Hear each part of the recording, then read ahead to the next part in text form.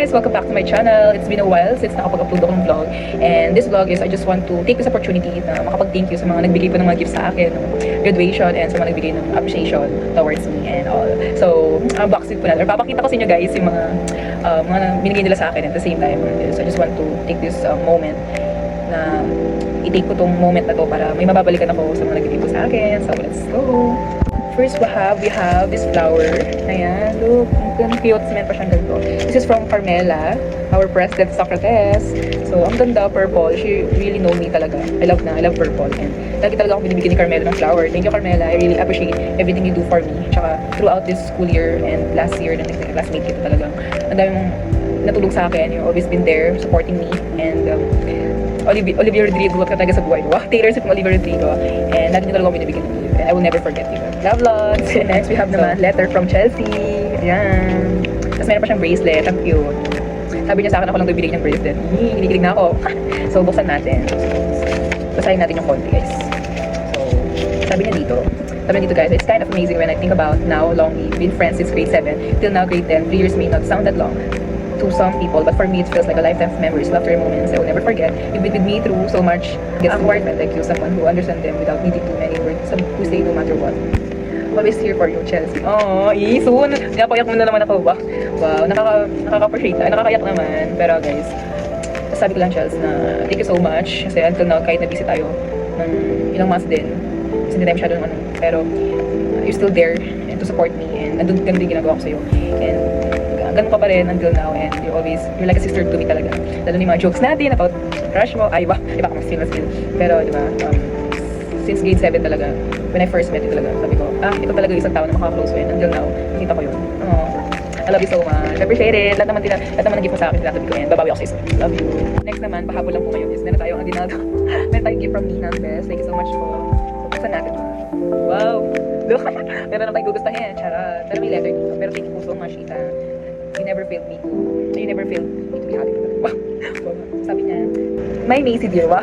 Congratulations, Jim High, Jim Big, and go for Ninang Best. Wow! Nakaka-special po. Thank you po, Ninang Best.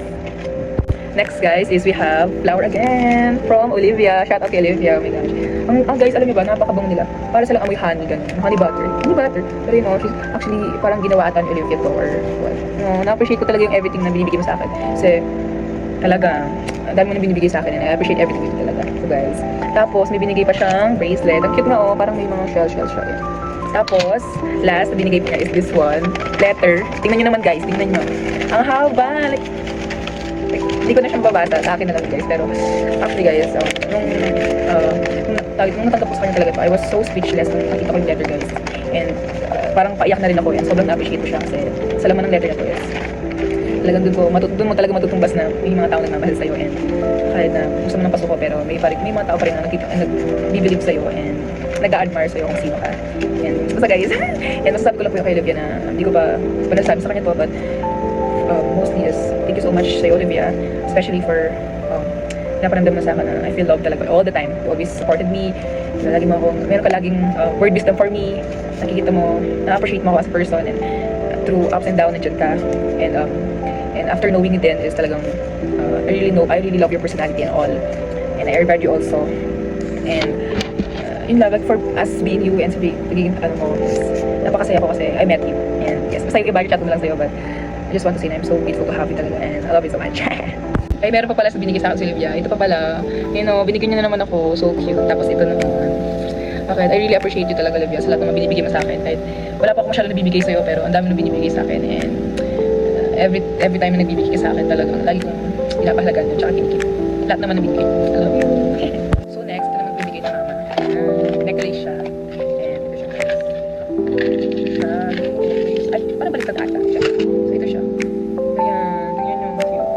So dito guys, na-explain sa akin ni mama na yung meron siyang mga names na parang maliit lang siya, pero tatlo siya, diba? Ayan. So nakalagay dyan is pangalan ni papa, mama, tas ako. Nung natanggap ko yun guys, din ako. Hindi na naiyak, pero na-appreciate ko kasi, diba? Dito yung mga parents, ayun, dito yung parents. Yan sila papa, lagi ko siyang susuotin. Ma-feel ko pa rin yung present nila sa akin kahit ako. Thank you ma, love you so much. Especially thank you kay mama. Kasi hindi ako makapag-graduate ng ganito without her then beside me. And sa lahat ng help niya sa akin, sacrifice, and for being there, and for being my mom. I love you.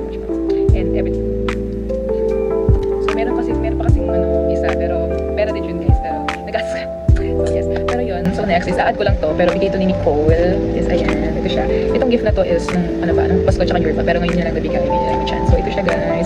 Sabi dito, this is my gift for you guys. Smile before you open. Kasi guys, dito sa gift na to is kasama din kay me. Pero ginawa niya na sa kanya. So ayan, tingnan niyo naman, ang cute. Nahilig talaga ako sa gato, headband, lalo na pag naghihilamos ako. And it's been years na gumagamit talaga ako. And madami akong nakastock doon. Pero thank you Nico, I love purple. And sinod ko na siya agad. Tapos meron pa siyang pa-letter. Ayan. I really love letter talaga. Ayan. Tapos meron siyang binigay na keychain. Piling ito yung from Baguio nila na. Ayun, keychain. Tapos ayan, confetti na. Thank you Nicole. Ang binigay niya talaga ito kahapon guys. Talagang ang saya ko. And thankful din ako kay Nicole kasi na-appreciate niya ako sa mga binigay ko din sa kanya. And especially for I'm only child, pero na-feel ko din sa kanya yung pagkakaroon ko ng kapatid. And yes, and seeing her smile also sums me talaga as a person. And everything she did for me also. So, thank you Nicole. And lastly na nagbigay sa akin ng gift, recently lang, is itong gift na ito. Tara! Tingnan niyo naman siya guys! Na-open ko na, pero ayan, look at that. Ayan, smartwatch siya. Na, ayan. And I just want to thank you, Ma'am Jess and Ate Ana, for giving this gift. Talaga nung binigay talaga nila, I was so shocked and speechless. Hindi ko talaga alam kung anong re-react ko that time. Pero I was so thankful for them, both of them. Sa inyo po, Ma'am Jess, kung nanonood po kayo, shout out. And Ate Ana, for giving this gift. And sa amin ni Me, hindi po namin alam kung anong reaction namin. We're so grateful with this gift and appreciate po namin sobra. So hindi naman po kailangan magbigay, pero ginawa niyo pa rin. Pero ito po yung isa din sa mga talagang hindi ko alam, emotional din ako kasi from you guys po. And talagang yung watch, I really like watch po talaga. Tapos galing pa sa inyo, di ba? Bakit best gift din po siya this creation. And from the bottom of my heart po talaga, thank you very much po. And sobrang na-appreciate ko talagang ito na yung bago rin ako guys. And meaning din po kasi sa akin yung watch, that's why gusto ko yung watch. So, and especially, I was so grateful for Ma'am Jess na for being my mentor, my inspiration, and for being my motivation that made a huge difference of our lives, and especially to a lot of people, and especially to know you more po, even hindi nyo ako naging estudyante, but just, you know, as time goes by,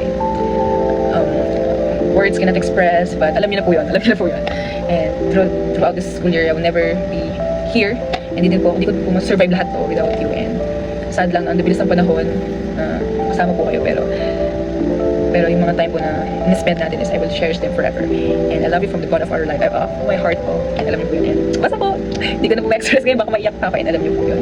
So thank you so much Ate Ana and Ma'am Jess. I appreciate you po.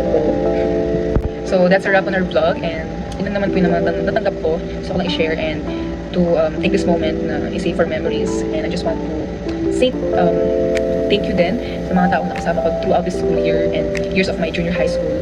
Ang daming masayang times, moments, pagod man, hardship, challenges, but hindi ko makakalimutan yung mga araw na yun, and dami ko natutunan, then realization, and dami kong mga na-meet na naging parte ng buhay ko, and I'm just also thank you to our Almighty God for having me strength din sa school ko, sa pag-study ko, and sa mga realization niya sa akin, and sa pag-grow niya sa akin, and to help me also in my journey. And especially I just want to thank you for my friends po, to my close teachers, sa mga teachers ko dyan na hindi ko makakalimutan, especially Ma'am Jess and my advisors, and AJ also, and everything that become part of my life. And I will be always grateful for you po, and hindi ko kayo makakalimutan, and mahal na mahal po kayo. And yun lang guys, as next time ulit. And guys, check nyo naman yung time.